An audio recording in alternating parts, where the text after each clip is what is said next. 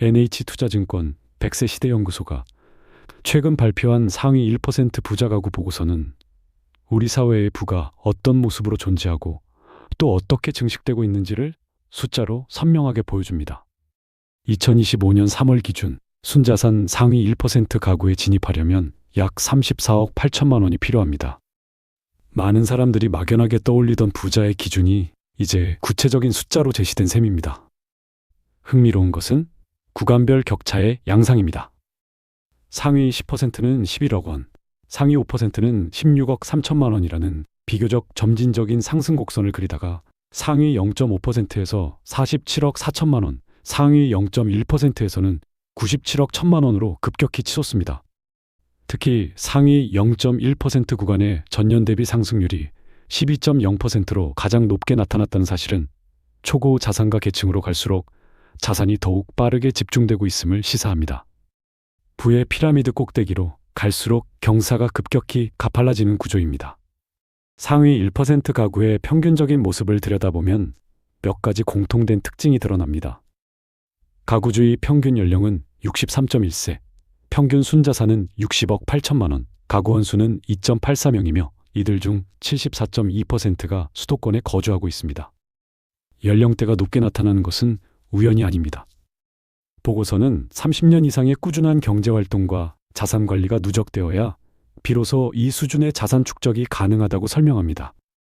부는 단기간의 행운이 아니라 긴 시간의 복리 효과라는 사실을 다시 한번 확인시켜주는 대목입니다.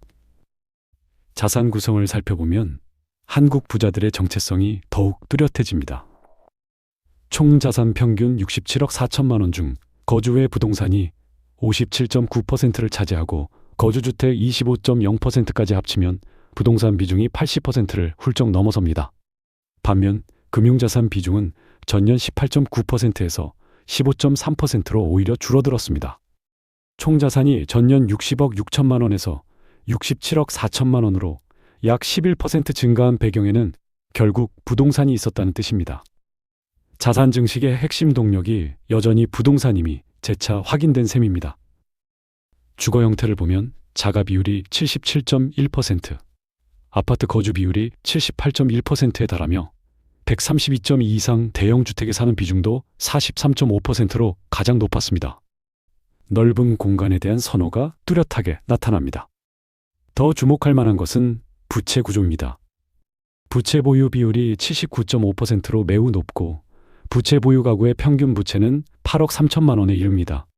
이 중 담보대출이 53.3%, 임대보증금이 43.1%를 차지합니다. 부채가 단순한 빚이 아니라 부동산을 지렛대 삼아 자산을 불리는 레버리지 전략의 핵심 도구로 활용되고 있음을 보여줍니다. 소득 측면에서도 특징적인 패턴이 관찰됩니다. 2024년 기준 경상소득은 2억 5,772만 원으로 전년 2억 4,395만 원보다 늘었고 근로소득이 44.4%로 여전히 핵심 소득원이지만 재산소득도 37.7%로 그 비중이 상당합니다.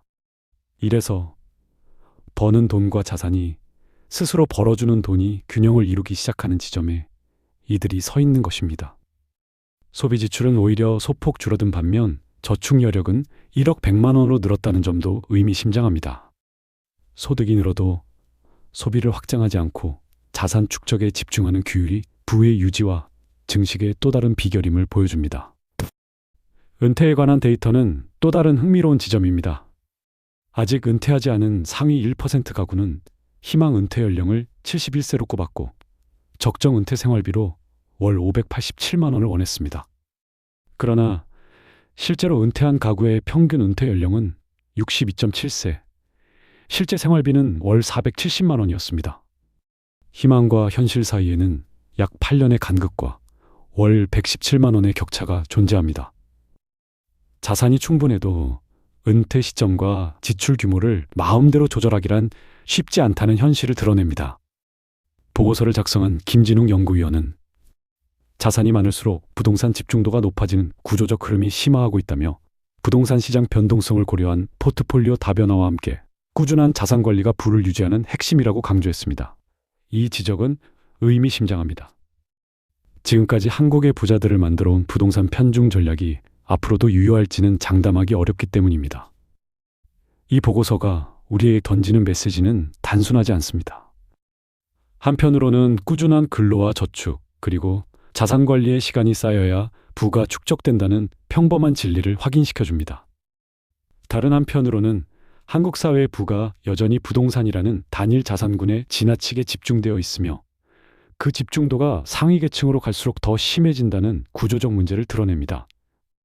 부자의 기준선이 35억 원이라는 숫자 너머에는 이 사회가 풀어가야 할 자산 구조의 과제가 놓여 있습니다.